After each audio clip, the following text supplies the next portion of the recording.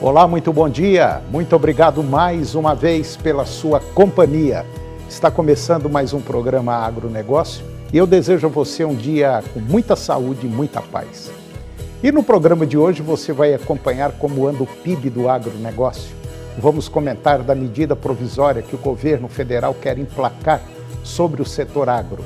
Vou conversar com Fábio Caggi, gerente de assuntos regulatórios do Sindiveg, e nós vamos conversar sobre um novo curso gratuito sobre manejo fitossanitário para a agricultura. E vamos comentar de uma previsão do USDA sobre a produção de carne bovina do Brasil. E vamos falar também do mercado do trigo, que está muito aquecido no nosso país. O programa Agronegócio já está no ar.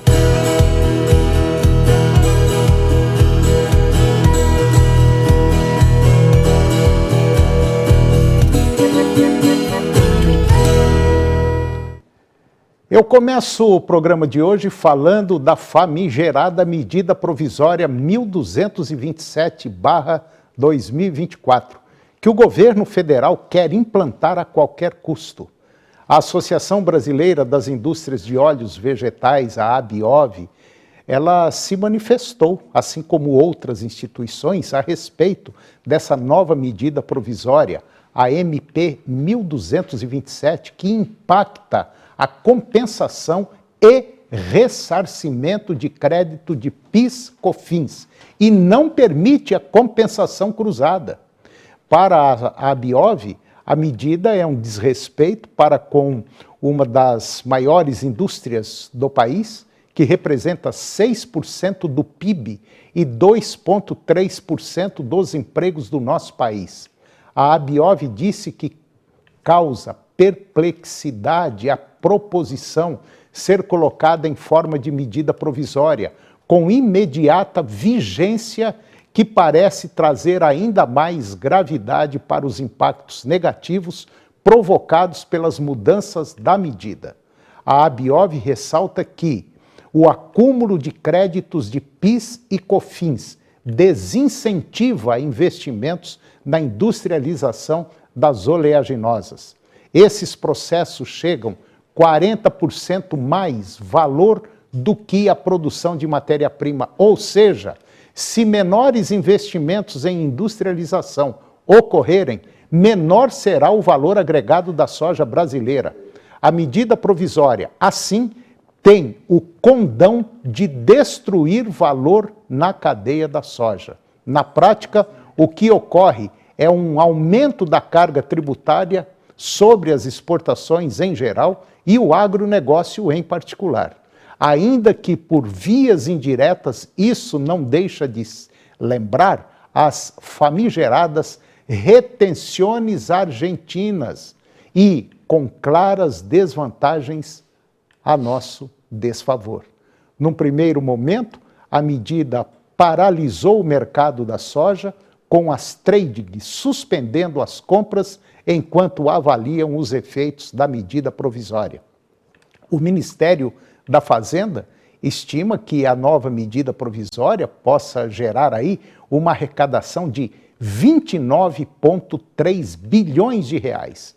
Esse valor seria suficiente para compensar a manutenção das desonerações na folha de pagamento de 17 setores, que resultam em uma perda de 26 bilhões de reais para os cofres públicos. No entanto, existe muita dúvidas em relação a essas projeções. Estimativas apontam que, só no setor de exportação de soja, o impacto financeiro pode chegar a 6,5 bilhões de reais por ano. E agora vamos comentar das condições climáticas para os próximos dias. A sequência de dias mais frios estão com as horas contadas.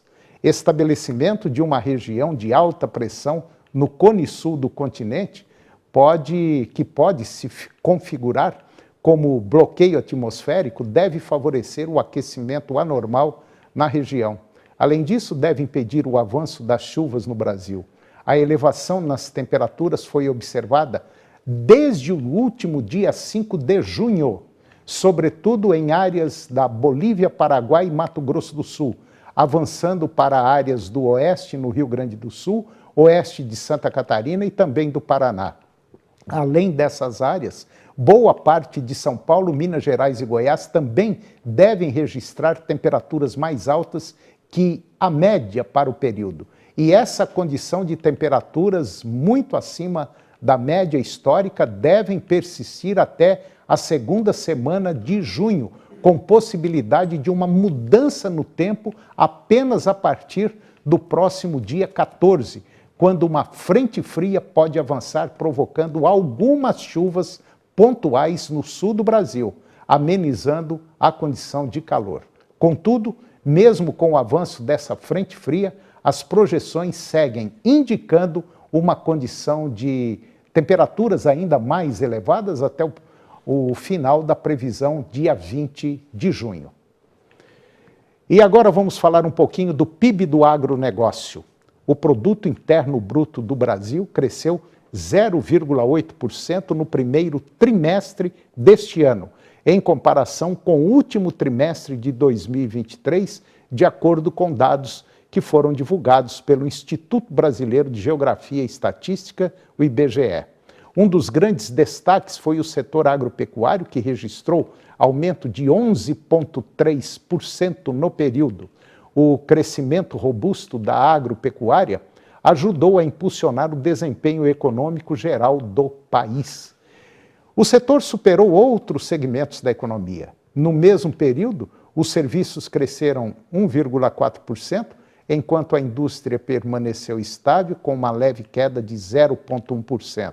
Apesar do crescimento trimestral expressivo, a comparação anual com o primeiro trimestre do ano passado revela desafios enfrentados pela agropecuária. O setor registrou uma queda de 3% em relação ao mesmo período do ano passado. Esse declínio ele foi atribuído à diminuição na produtividade e na estimativa de produção de importantes culturas agrícolas, incluindo soja, que caiu 2,4%, milho caiu 11,7%, fumo caiu 9,6% e a mandioca caiu 2,2%. No primeiro trimestre de 2024, o PIB do Brasil totalizou 2,7 trilhões de reais, sendo 2,4 trilhões referente ao valor adicionado a preços básicos e 361 bilhões de reais aos impostos sobre produtos líquidos de subsídios. A taxa de investimento foi de quase 17% do PIB, ligeiramente abaixo dos 17,1% registrados no mesmo período de 2023, enquanto a taxa de poupança ficou em 16,2%, ante 17,5% no primeiro trimestre do ano anterior, 2023.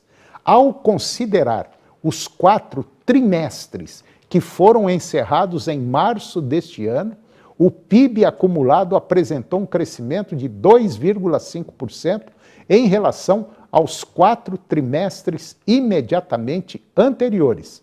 E neste período, a agropecuária registrou um crescimento acumulado de 6,4%, contribuindo significativamente para o desempenho econômico do país. E agora vamos falar um pouco de uma previsão do USDA sobre a produção de carne aqui do Brasil. Segundo dados que foram divulgados pelo Departamento de Agricultura dos Estados Unidos, a produção de carne bovina brasileira está prevista para alcançar 11,2 milhões de toneladas neste ano.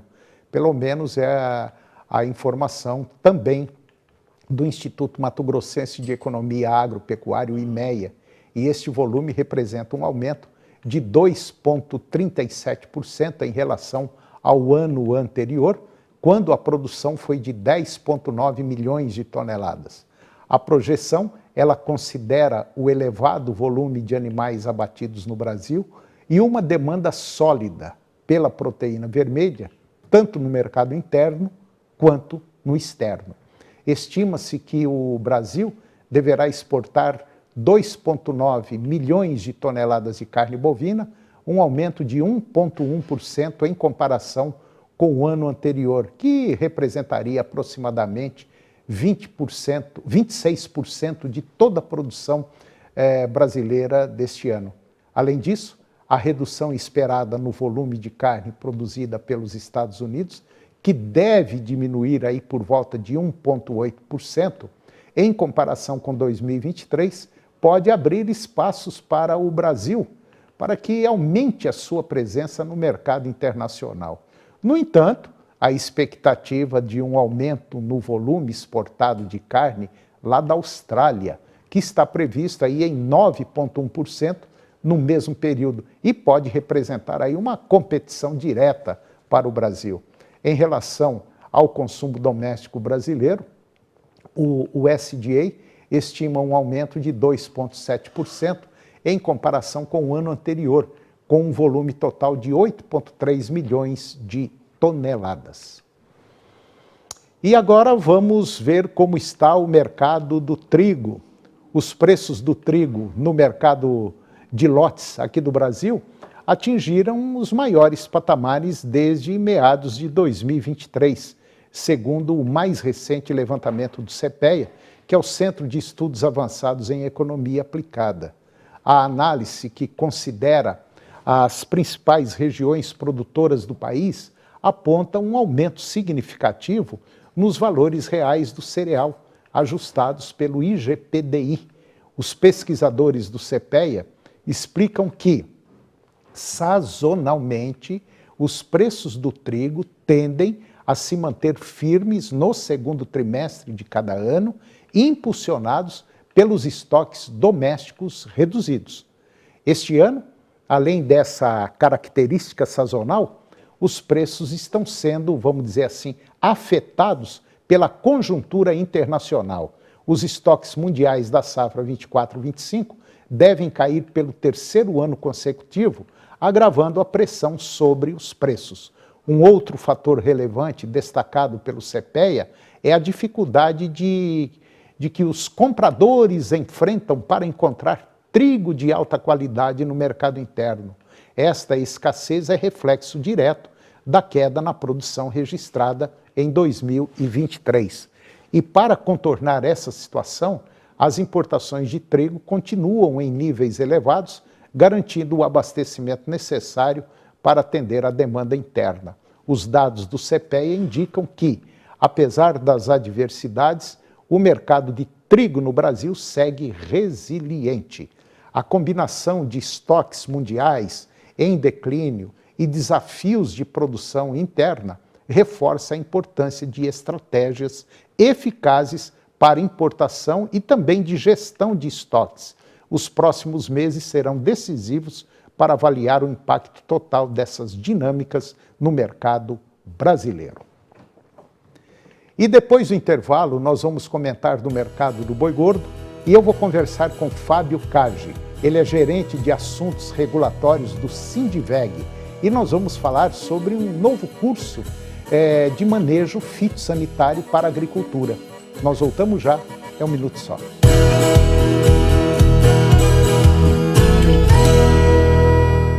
Vamos juntos nesta pré-sexta. É quinta-feira com muitas e muitas informações no Jornal do Meio-Dia. 3 pessoas morrem em acidente envolvendo um carro e um caminhão na BR-080, zona rural de Barro Alto, região centro-norte de Goiás.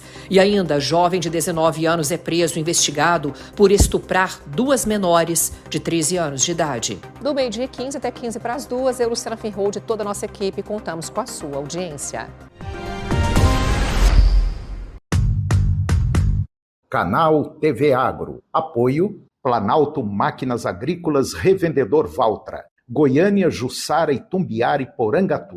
Estância Bahia Leilões. Nutroeste Nutrição Animal. Tecnologia de resultados a serviço do pecuarista. Volumoso X-Gold Pasto. Pátria Agronegócios. Consultoria especializada no mercado agropecuário.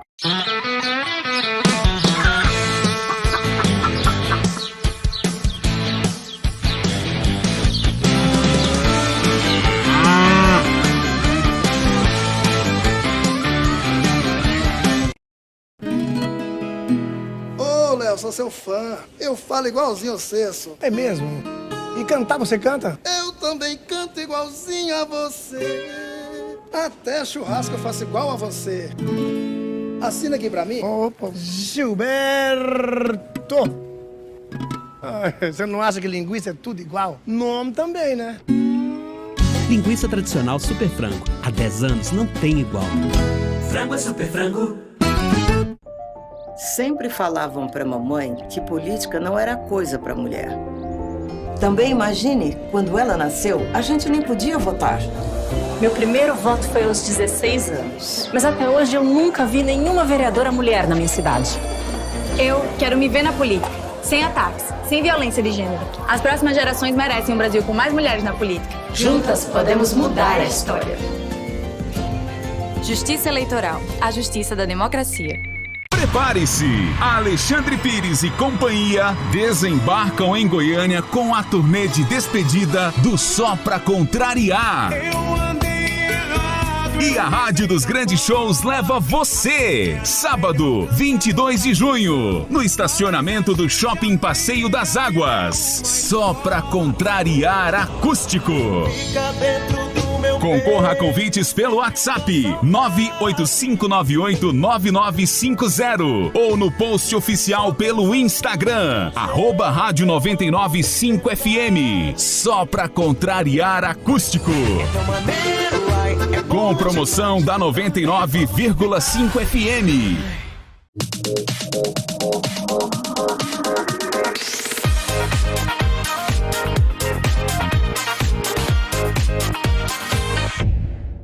Aqui a gente mostra os fatos que afetam a sua vida com uma visão ampla e objetiva. Jornal Serra Dourada, de segunda a sábado, às 7:30 da noite, na TV Serra Dourada SBT. Agronegócio, oferecimento Moinho Fino. Vem tomar um café comigo. Hidráulica Comercial Senador Canedo, componentes hidráulicos.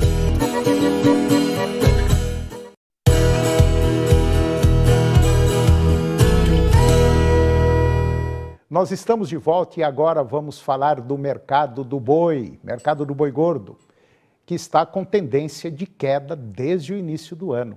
Os preços do boi gordo abriram junho com novas baixas. E segundo pesquisadores do CPEA, a chegada do frio e a escassez de chuvas nos próximos meses, na maioria das regiões pecuárias, elas acentuaram a oferta neste período, que é considerado de final de safra do boi.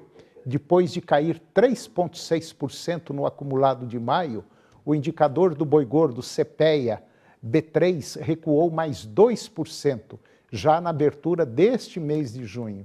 E mesmo insatisfeitos com os preços, pecuaristas que ainda têm animais a pasto em peso de abate vêm optando por liquidar esses lotes, conforme relatam agentes consultados pelo CPEA. Porém, deparam-se com os frigoríficos já bem abastecidos. Em muitas regiões, as escalas estão alongadas com mais de 10 dias. E nesse cenário de oferta, o ponto de equilíbrio com a demanda tem se dado a preços cada vez mais baixos. E a liquidez do mercado também recuou, ainda segundo pesquisadores do CPEA.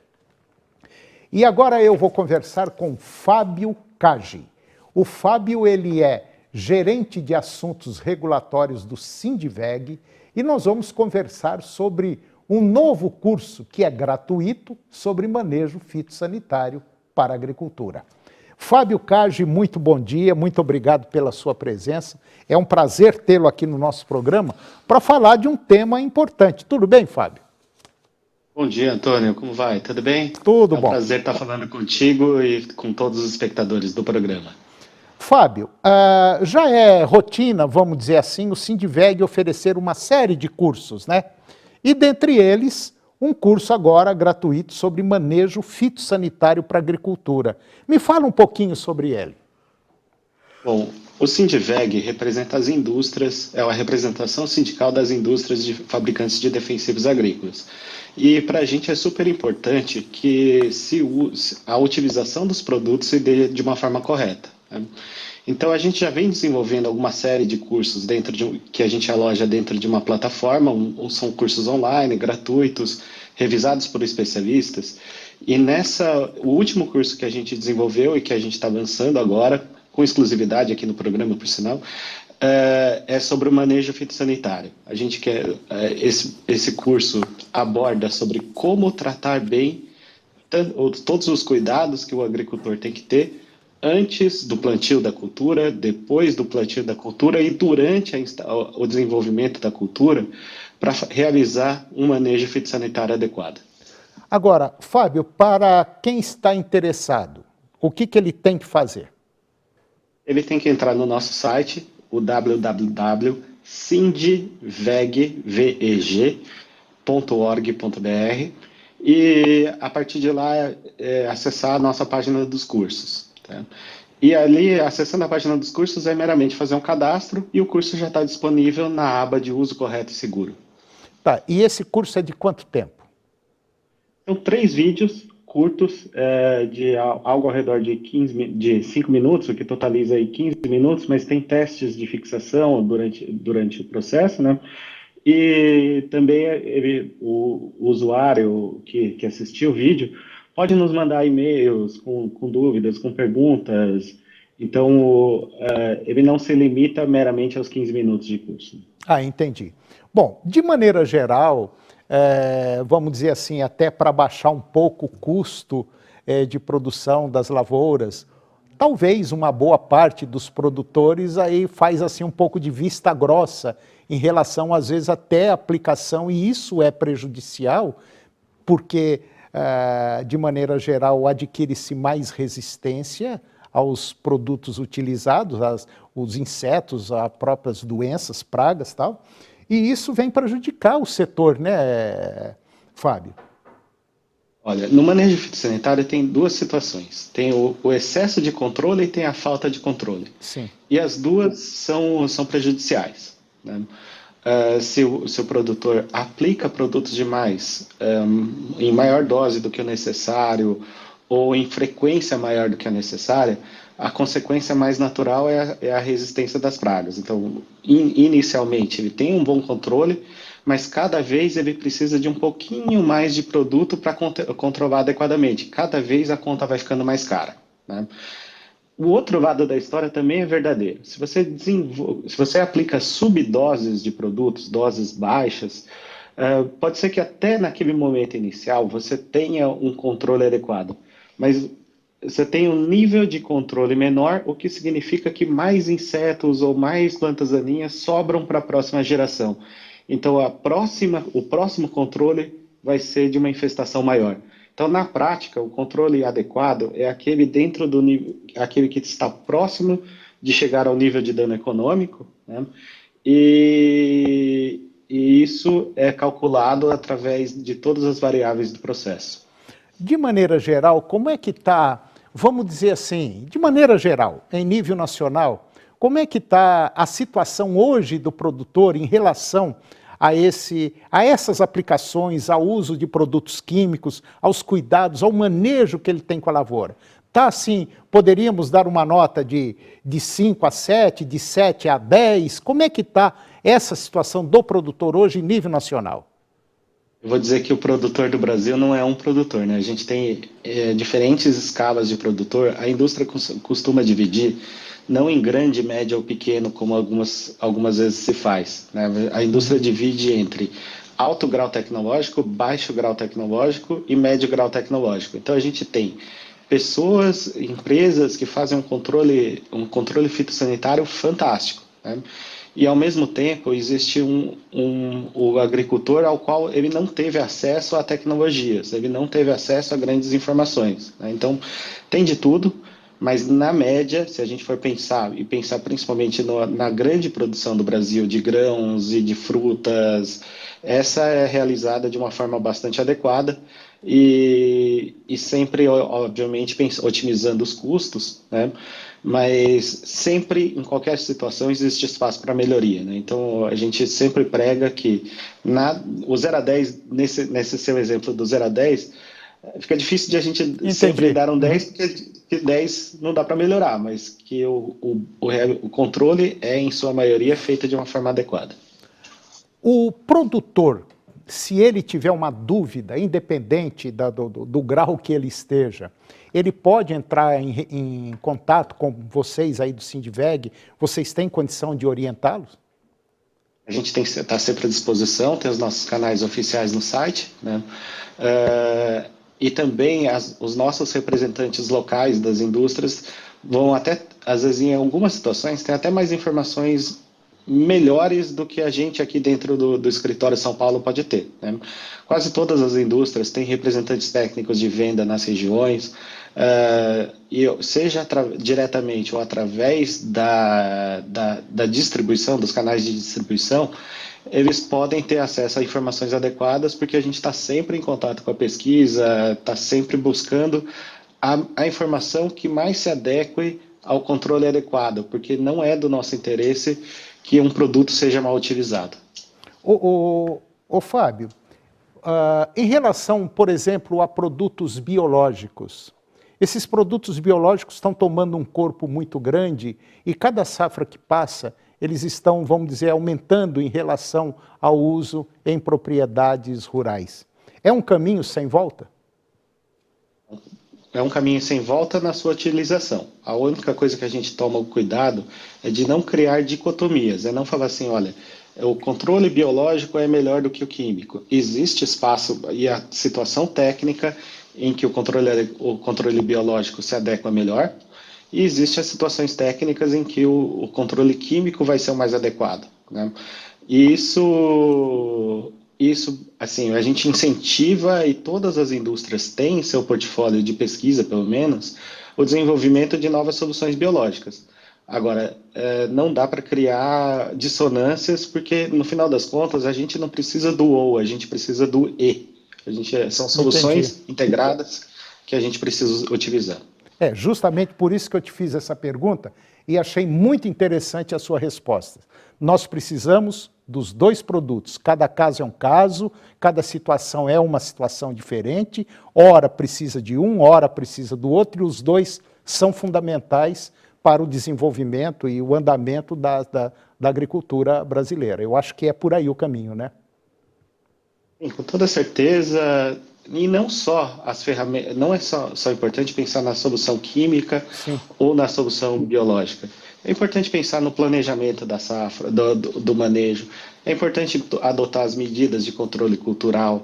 É importante adotar as medidas de controle legislativo do processo, né? Então, antes de pensar na ferramenta de controle, é preciso pensar nesse manejo fitossanitário como um todo. E é isso que a gente defende, tem tentado colocar dentro desse curso. Esse curso contou com a participação do professor Laércio Zambolin, da Universidade Federal de Viçosa, que é uma das maiores sumidades no manejo integrado de pragas, né? Ele é talvez o maior defensor do conceito, né? E ele revisou todo o material do curso, ficou um material bastante interessante e completo. Bom, eu conversei com Fábio Cage. O Fábio, ele é gerente de assuntos regulatórios do Sindiveg, e o Sindiveg está aí com um curso gratuito sobre manejo fitossanitário na agricultura. Tenho certeza, você que está nos acompanhando, e se tiver interesse, entre no site www.sindiveg.org.br. Você vai fazer um curso rápido, gratuito. Fábio Cage, muito obrigado pela sua participação no nosso programa, foi um prazer tê-lo aqui e eu espero que você volte mais vezes, ok? Muito obrigado, um bom dia. Muito obrigado, Antônio. Um bom dia para você e para todos os espectadores do programa também. Obrigado. E o programa de hoje chegou ao fim. E eu termino o nosso programa com a seguinte frase: o perigo de uma meia-verdade é você dizer exatamente a metade que é mentira. Muito obrigado pela sua companhia, que Deus os abençoe e até o próximo programa. TV Serra Dourada SBT Goiânia. A melhor maneira de se informar sobre os acontecimentos do dia.